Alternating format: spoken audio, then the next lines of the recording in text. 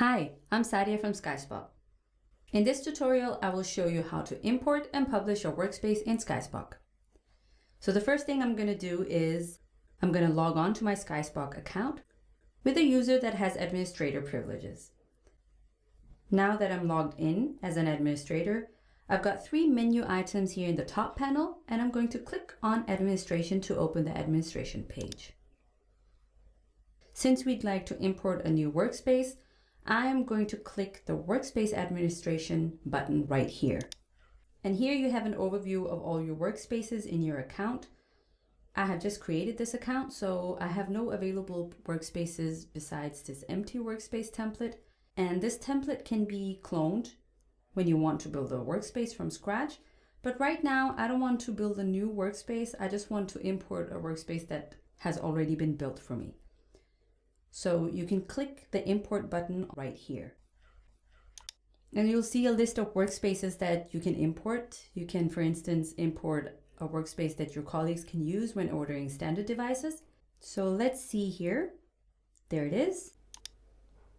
And then click import. You can see that the workspace has now been imported. So let me walk you through the workspace. The workspace has a name, order standard device, and 2 descriptions. And the first description, name description for requesters, is shown when users have clicked new to create a new document. The second description for administrators, is shown in all contexts where administrators will edit or maybe import the workspace.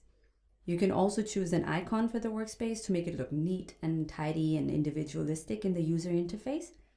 You can activate or deactivate the workspace right here. So when the workspace is deactivated, no users will be able to see it anywhere except administrators. So I'll set it to active now. The next thing you have to do is set up which teams should have access to this workspace when clicking new in the main menu. As you can see, it is not set to any users by default, but you can, for instance, set it to writable for all users, which means that all users who are logged in will be able to create new documents of this type when they click new.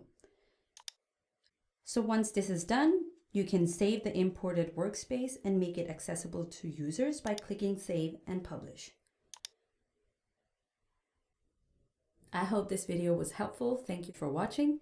If you'd like to see more tutorials like these, then check out our website, skyspoc.com.